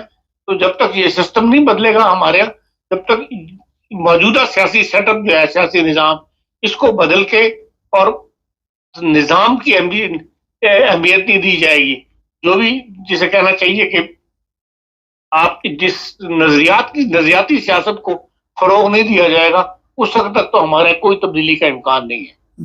یہ شخصیت پرستی پہ چلتی رہی ہے. ہاں صاحب, بڑی تعداد میں آپ نے بتایا جو ایسے لوگ پارلیمنٹ میں پہنچے ہیں جو کسی نہ کسی رنگ میں کسی غیر ملک سے تعلق رکھتے ہیں, یا ماں یا باپ کی طرف سے. تو آنے والے دنوں میں آپ دیکھ رہے ہیں کہ غیر ملکیوں کے لیے کوئی اچھا ہی وہاں پہ سسٹم آئے گا, کوئی بہتر آئے گا. اور ایک بات بڑی اہم آپ نے کی کہ آتے ہی پارلیمنٹ نے اپنی عوام کا سوچنا شروع کیا ہے. ہمارے تو ہوتا یہ ہے نا کہ ہم اپنا سوچتے ہیں, عوام کو مٹی ڈالو, عوام تو وہ کہتے ہیں ضرورت نہیں ہے. تو یہ تو بڑی اچھی سوچ ہے کہ سب سے پہلے اجلاس میں اس پر بات چیت ہو رہی کہ عوام کے مسائل کیا ہیں. بالکل, یہ تو دیکھ لیں, یہ لوگ تو سیاسی پارٹیاں, یہاں کے سیاستدان جو ہے یہ عوامی خدمت کے لیے سیاست کرتے ہیں. ہمارے ماحول کے اندر سیاست کی جاتی ہے اپنا پیسہ بنانے کے لیے, اپنا مرتبہ بلند کرنے کے لیے, اپنا سٹیٹس ہائی کرنے کے لیے. تو یہ بہت بڑا فرق ہے دونوں نظاموں کے اندر. اس لیے لازمی کہ یہاں پہ اس نے سیاست کرنی ہے, اس نے عوام کے لیے سیاست کرنی ہے, عوام کے معیار کو بہتر بنانے کے لیے, ملک کے لیے سیاست کرنی ہے. وہاں شخصیت, اپنی شخصیت کے لیے سیاست انسان کرتا ہے جو بھی سیاست میں آتا ہے. تو یہ بہت بڑا نمایاں فرق ہے. جس فرق کو دور تو وہ نظام ہی کر سکتا ہے, جس کو تبدیل کیے بغیر گزارا نہیں. جی خان صاحب, اب پارلیمنٹ کے اجلاس کے بعد باقاعدہ طور پر کب تک نئی گورنمنٹ جو اس کے وزراء حلف وغیرہ اٹھا لیتے ہیں؟ دیکھیں میرا 2-3 دن کے اندر ہو جائے گا یقینی ایسا کام. تھوڑا سا بتا دیں کہ کون کون سے لوگ اس وقت گورنمنٹ میں آ رہے ہیں, کون کون سی پارٹی, ہمارے ناظرین کو پتہ چل جائے. نہیں دیکھیں, حکومت یہی بنائیں گے جو سیڈو ایس پی ڈے ہے, سیڈو سیسو ایس پی ڈے, انہی کی حکومت بنے گی. لیکن ان کی ابھی کیبنٹ کیا ہوگی اس سے ابھی کوئی اناؤنسمنٹ وغیرہ نہیں آئی. ان میں بھی ہوتا یہی ہے نا کہ کچھ وزارتیں ان کی ہوں گی, کچھ ان کی ہوں گی, اسی طرح چلے گا یہ. لیکن یہ کہ کتنی وزارتیں ایس پی ڈے کو ملیں گی, کون کون سی وزارت ملے گی, یہ ابھی فیصلہ نہیں ہوا. لیکن بہرحال یہ اناؤنس ہو گیا کہ فیڈریش میٹ سے کینڈیڈیٹ ہوگا وزارت اپنے چانسلر کا. خاص صاحب, پچھلی دفعہ میں پوچھا تھا, کئی دوست نے دیکھتے ہیں پروگرام, بڑا چل رہا ہے, وہ کہہ رہے جی ہر صورت آپ کو کام پہ جانا پڑے گا, اب ضروری نہیں ہوگا کہ آپ کے میرا پروف یہ ہے. وہ کہتے جو کام بھی ہوگا ہم بھیجیں گے, اگر آپ کو کسی اسٹور پہ بھیجیں گے تو وہاں بھی کرنا پڑے گا. تو اس طرح کا سسٹم چل پڑے گا. دیکھیں کوشش تو ان کی یہی ہوتی ہے کہ بھئی جہاں بھی جاب ہے, یہاں ضروری نہیں ہے کہ بھئی ہاں جو ہائی ایجوکیٹڈ لوگ ہیں ان کو وہ اس بات کا خیال کرتے ہیں کہ ہاں ان کے لیول کی جاب, ان کے لیول سے قریب ترین جاب جو ہے ان کو دی جائے. لیکن عام ورکنگ کلاس جو ہے اس کے لیے کوئی تمیز نہیں کرتے. جہاں بھی جاب خالی ہے وہ کہتے ہیں جا کے وہاں جاب کرو. یہ پہلے بھی جرمنی کے اندر سسٹم ہے اور اس سسٹم میں کوئی نئی تبدیلی نہیں لا رہے, لیکن یہ ہمیشہ سے رہا ہے جرمنی کے اندر کہ وہاں جاب پر جانے پر مجبور کرتے ہیں آپ کو, بھئی یہ جاب خالی ہے, جا کے جاب کو لیں اور اپنے پیروں پہ خود کھڑے ہوں. لیکن بعض دفعہ لوگ جو ہے میڈیکل دے دیتا ہے, کچھ دیتا ہے. ابھی دیکھیں میں ابھی ایک کیس سے گزرا ہوں اسی ہفتے کے دوران. اب بندے کے 4 بچے جرمنی میں پیدا ہوئے ہیں, چاروں ماشاءاللہ پڑھ لکھ گئے ہیں اس نے, لیکن اس بندے نے ایک دن بھی جرمنی میں کام نہیں کیا. واہ زبردست. 30-32 سال کے اندر ایک دن بھی, اور وہی چیز اس کی نیشنلٹی میں رکاوٹ بنی ہوئی ہے. سارے بچوں کو ماسٹر اس کے جرمن نیشنل ہیں, لیکن دونوں میاں بیوی کو جرمن نیشنل نہیں ہے, ان کو نیشنلٹی نہیں دی جا رہی. کورٹ کے اندر مطلب وہ جانا چاہتا ہے کہ بھی میں کورٹ کے اندر چلا جاؤں, وکیل بھی یہی کہہ رہے ہیں کہ وہ بھی آپ کو حاصل نہیں ہوگا کہ آپ نے 30 سال کے اندر ایک دن بھی تو کام نہیں کر کے دکھایا. تو ملا ہی نہیں ہوگا کام اس کو. ہاں یہ تو نہیں ہو سکتا جرمنی کے اندر کام نہ ملا ہو, جرمنی جیسے ملک کے اندر نہیں میرا مطلب نکل جائے ہر جگہ لگے. جو جتنے بھی اسپیڈیشن کی فرمیں ہیں ہر فرم کے آگے باہر لکھا ہوا بورڈ لگا ہوا ہے, انہوں نے کہا مجھے کام والے لوگ چاہیے. ہر فروزر کی دکان کے پیچھے باہر بورڈ لگا ہوا ہے, فروزر جو ہے ان لوگوں کو چاہیے. نہیں اس کے اسٹینڈرڈ کا نہیں ملا ہوگا نا. وہ کام تو ملی, جرمنی میں کام ملنا کوئی مشکل کام نہیں ہے. نہیں آپ کام کرنے پہ آمادہ ہوں. نہیں لو اسٹینڈرڈ کا ہوگا نا, اس کے جو وہ چاہتا ہوگا وہ اس طرح کا نہیں ملا ہوگا. یہ بھی تو ہو سکتا ہے. یہاں تو کوئی اسٹینڈرڈ نہیں ہے, یہاں تو یہ ہاتھوں سے کام کرو, ہر بندہ کام کر رہا ہے بس. خان صاحب ایک اور بات چیت سنا ہے چل رہی ہے کہ آپ دیکھ رہے ہیں جو غیر ملکی یہاں پہ رہ رہے ہیں جن کے پاس ڈولڈنگ وغیرہ ہے, ان کے متعلق بھی یہ غور کر رہے ہیں کہ ان کو لیگل کیا جائے جو لمبے عرصے سے یہاں پہ رہ رہے ہیں. یہ تو قانون آلریڈی موجود ہے کہ جو لوگ لمبے عرصے سے رہ رہے ہیں ان کو وہ کہہ رہے ہیں کہ آپ جاب ڈھونڈیں اور اپنے آپ کو اپنا ویزا جو ہے وہ چینج کروائیں, اور کئی لوگوں نے کروائے ہیں, میرے ذاتی علم میں ہے.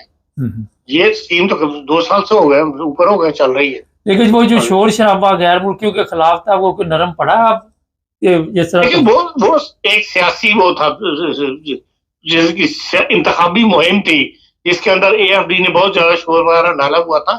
اب وہ انتخابات کے بعد وہ ماحول نہیں رہا, وہ معاملات ٹھنڈے پڑ گئے ہوئے ہیں. اس طرح ڈسکشن میں نہیں آ رہی یہ باتیں, یا اس طرح اخبارات زینت نہیں بن رہی جس طرح شروع میں ماحول میں بن رہی تھی.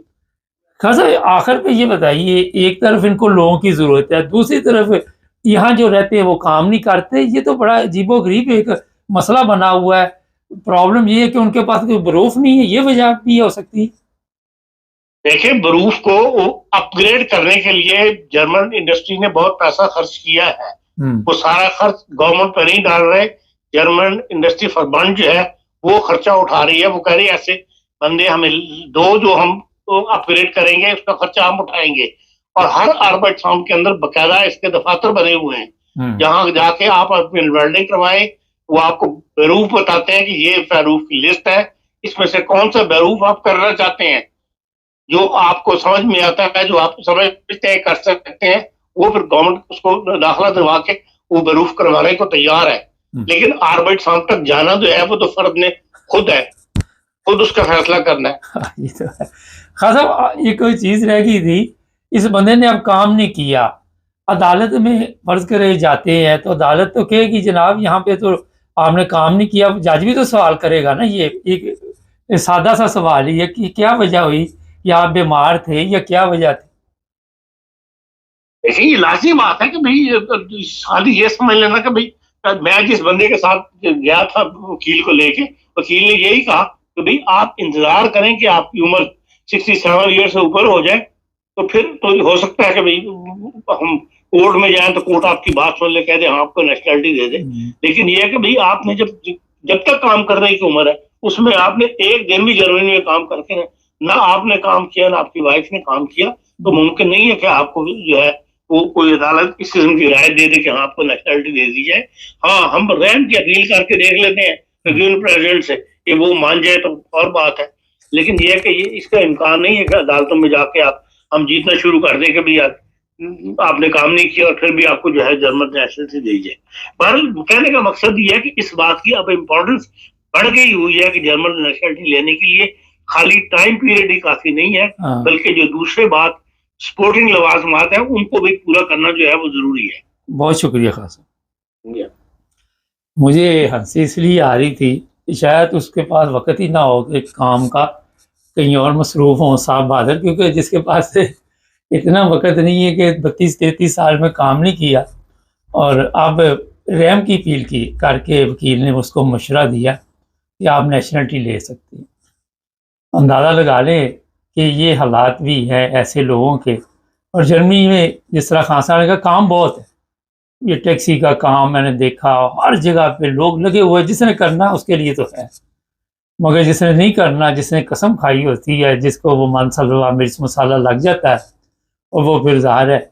और ऐसे बंदे बड़े दीनदार भी होते हैं, ये भी मैं आपको बता दूं, क्योंकि उनका पूरा जोर दीन पर होता है और उनको ये ज़हन में नहीं होता कि जनाब रिज़्क़ हलाल है, नबाजत है, मादरत के साथ है।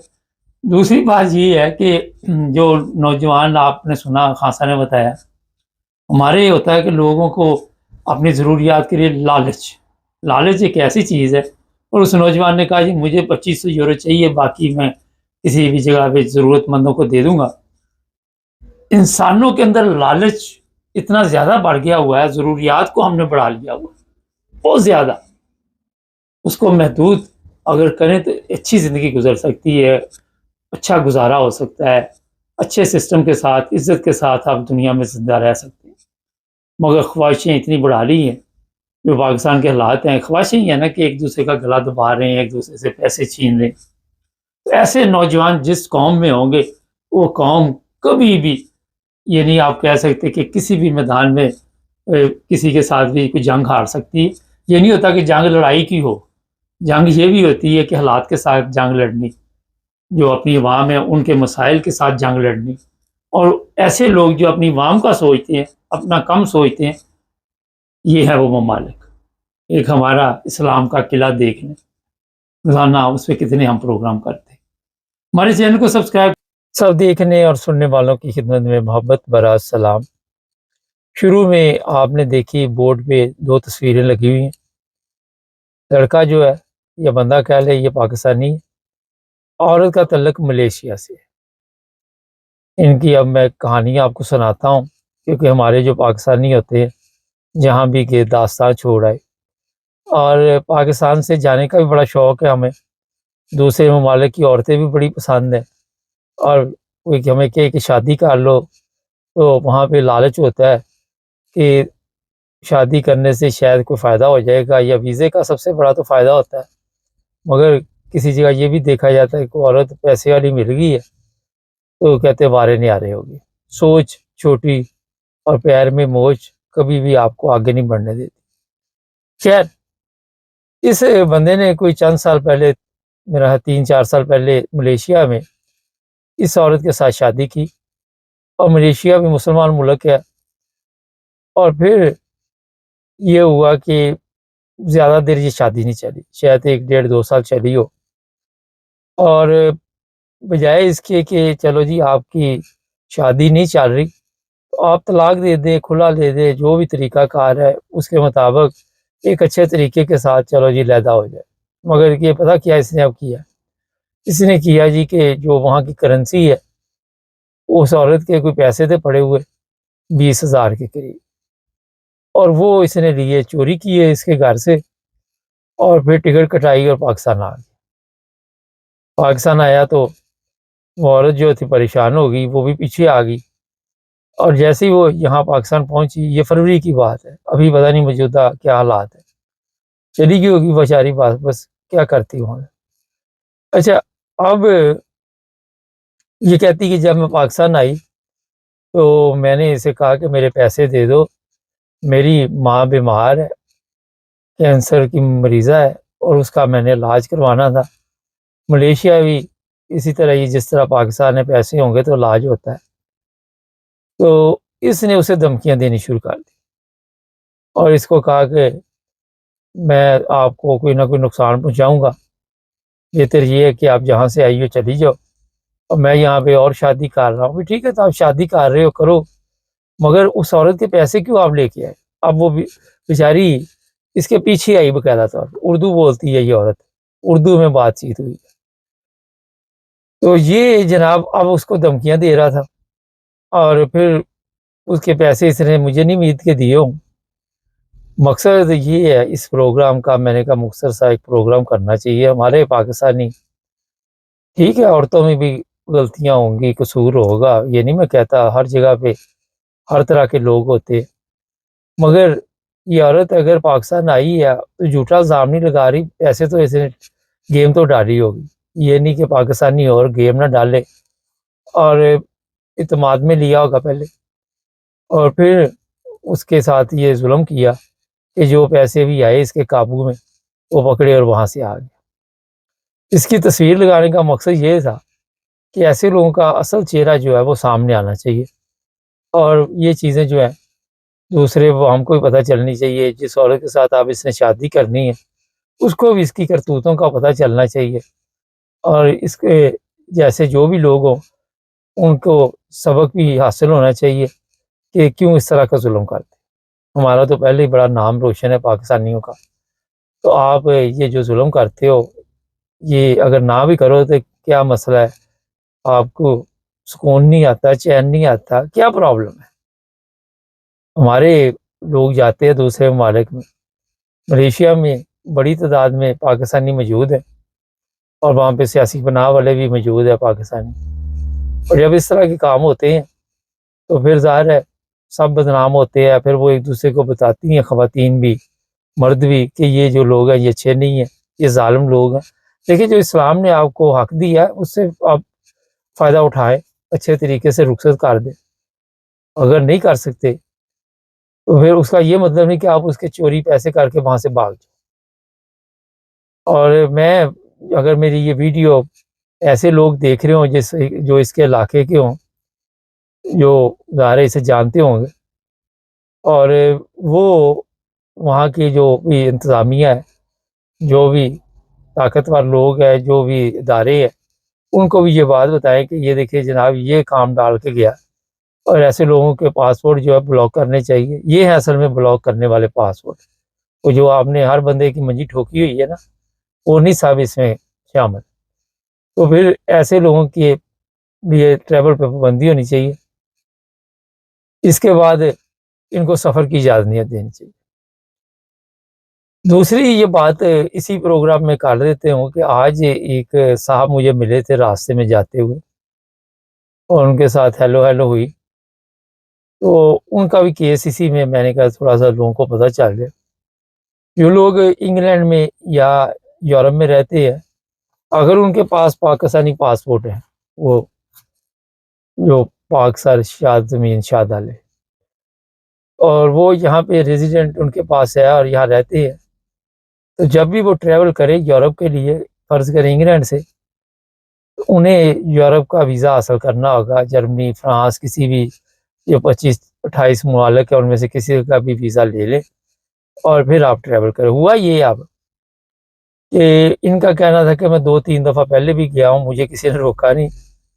تو کہیں یہ جا رہے تھے جرمنی یا فرانس تو جیسے ہی یہ یہاں پہ کھیلے بارڈر جو ہے فرانس کا جو ہے وہاں پہ پہنچے تو برٹش نے تو کچھ نہیں کہا کیونکہ برٹش نے تو دیکھنا کہ جو سسٹم ہے اس میں یہ بندہ لیگل ہے یہاں. ٹھیک ہے آگے نکلو تو وہ فرانس والے بیٹھے ہوتے ہیں. فرانس والوں نے انہیں پوچھا جناب کدھر جا رہے ہیں دکھاؤ ذرا اپنا پاسپورٹ تو اس پہ کوئی جرمنی کا ویزا نہیں تھا اور پھر ان صاحب کو انہوں نے واپس بھیج دیا. ایک اسٹیمپ لگا دی اس کے اوپر کہ آپ کو ڈپورٹ کیا جا رہا ہے. تو جب کسی کے پاسپورٹ پہ یہ اسٹیمپ لگ جائے تو اس کے یہ میں بتا دوں کہ لوگ سمجھتے کہ پتہ نہیں کتنا بڑا طوفان آ گیا. تو وہ سوال ان کا یہ تھا کہ میں اگر پاکستان جاتا ہوں تو میرے لیے کوئی پرابلم نہیں ہوگی. میں نے کہا جب آپ کے پاس انگلینڈ کا ریزیڈنٹ پرمٹ ہے تو آپ 20 دفعہ جائیں پاکستان آئے کوئی آپ کو نہیں روک سکتا. ہاں یورپ کے لیے آپ کو یہ مسئلہ بنے گا کہ جب آپ ویزا اپلائی کریں گے اس وقت یہ سوال اٹھے گا کہ جناب آپ بغیر ویزے کے گئے تھے تو آپ کو ڈپورٹ کیا گیا اور اس وقت کے حساب سے پھر آپ کو جو بھی سیٹسفائی کرنا ہے جو بھی طریقہ ہے اسی طرح کرنا ہوگا. ہوتا یہ ہے اس میں اب میں تھوڑا سا بتا دوں اپنے دیکھنے والوں کو جو کہتے ہیں کہ ہم تو کئی دفعہ گئے تھے کہ جب بھی آپ ادھر سے جاتے ہیں تو صرف برٹش فرض کرے بیٹھے ہوئے تو فرانس والے بیٹھے نہیں ہوتے اور آپ نکل جاتے ہیں. فیری والوں کو بھی کوئی دلچسپی نہیں کہ آپ کے پاس جرمنی کا ویزا ہے یورپ کا ہے یا نہیں ہے یا فرانس کا ہے. اور میں کیونکہ میرا خیال مجھے یاد نہیں کئی دفعہ گیا ہوں تو کبھی فرانس والے بیٹھے ہوتے اور اکثر نہیں بیٹھے ہوتے. برٹش جو ہے وہ میں نے ہمیشہ دیکھے وہ بیٹھے ہوئے. تو یہاں پہ پھر لوگوں کو سمجھ آتی ہے کہ شاید اب ویزے کی ضرورت نہیں ہے انہوں نے جانے دیا. اور پھر کئی لوگوں کو تو چلو کہتے ہیں کہ شاید یہ میں نہیں مانتا کہ نہ پتہ ہو کہ ویزا لینا پڑتا ہے یہ تو بچوں والی بات ہے سیدھی سی بات میں آپ کو بتا دوں. لیکن چلو فرض کرو مان بھی لیا 1 منٹ کے لیے تو لوگ اس کا سوچتے ہیں کہ نجائز فائدہ اٹھائیں اور ہم اب جب دل چاہے چلے جائیں. اور پھر میں نے جیسے یہ کیس دیکھا اور ان کو سمجھایا کہ پاکستان جانے آنے میں کوئی پرابلم نہیں. ایک اور صاحب سے ملاقات ہوئی انہوں نے کہا پچھلے دنوں میرے بھی ایک عزیز کے ساتھ یہی کام ہوا تھا. اس کا مطلب ہمارے پاکستانی کوئی نہ کوئی کام ڈالتے رہتے ہیں. اب میں آپ کو بتا دیتا ہوں کہ کئی دفعہ کوئی ایمرجنسی ہو جائے. ایک دفعہ انگلینڈ آنا تھا کسی نے جرمنی سے اس کے پاس ہی پاکستانی پاسپورٹ تھا اور یہاں پہ وفات ہو گئی تھی انگلینڈ. تو مجھے فون آیا کہ کیا مشورہ دے. میں نے تو اگر میں برلن گیا یا ڈسلڈورف گیا تو بڑا ٹائم لگ جانا تو کیا اس کا طریقہ. میں نے کہا آپ وہاں پہ نا آ جائیں بارڈر پہ یہاں پہ برٹش پہ اور ان کو وہ سرٹیفکیٹ دکھائیں جو آپ کا بھائی کی وفات ہوئی ہے وہ ہاسپٹل سے فیکس منگوا کے دیں یا جو بھی ای میل تو وہ آپ کو ویزا دے دیں گے. ایسے ہی ہوا کیونکہ ان لوگوں میں انسانی ہمدردی تو ہے نا. تو یہ پھر جناب انگلینڈ آ گئے جنازے میں شریک وغیرہ ہوئے تدفین وغیرہ میں. 2 مہینے بعد پھر مجھے ملے ایک دفعہ جرمنی تو مجھے کہنے لگا کہ یار وہ میں دوبارہ گیا ہوں تو انہوں نے جانے نہیں دیا. تو میں نے کہا اب کون فوت ہوا. کہتا اب تو کوئی فوت نہیں ہوا یہ 6 مہینے بعد ملا یہ سال بعد مجھے یاد نہیں اچھی طرح. لیکن اب میں نے سوچا تھا پہلی دفعہ سوچ لگ گیا تھا تو شاید اس دفعہ ہی لگ جائے. تو انہوں نے کہا نہیں آپ ویزا لے کے آؤ. مقصد بتانے کا ہے کہ وقت اور ماحول اور موقع کے مطابق فیصلے کیے جاتے ہیں اور دفتر والے آپ کو امیگریشن والے آپ کو یہ سہولت دے دیتے ہیں. اس کا یہ مطلب نہیں ہوتا کہ اب آپ ناجائز فائدہ اٹھائیں. یہ 2-3 چیزیں تھی آج میں نے کہا کیوں نہ آج کے پروگرام میں بتائی جائے. اور جو بھی بندہ یورپ سے انگلینڈ جائے یا یورپ انگلینڈ سے یورپ آئے اس کو ویزا لینا پڑتا ہے. جو انگلینڈ کے ویزے یہاں کروئڈن سے لگ کے جاتے ہیں اور کسی جگہ سے بھی اپلائی دنیا کے ملک سے کرتے ہیں. اور یہ بھی میں بتا دوں کہ جن کے پاس یورپین پاسپورٹ ہے یا جن کے پاس برٹش ہے وہ بھی شاید 2 یا 4 اپریل سے آن لائن باقاعدہ طور پر الیکٹرک جو ویزا ہے وہ لے کے پھر ہی وہاں سے آئیں گے، ورنہ ان کو بھی بیٹھنے نہیں دیا جائے گا، جس طرح کینیڈا امریکہ کا. آج 25 تاریخ ہے، چند دن رہ گئے، اس کے بعد یہ جناب آپ کو ویزا لینا پڑے گا. ناظرین چینل کو سبسکرائب کر لیں، جڑے رہیں ہمارے ساتھ تاکہ اور بھی پروگرام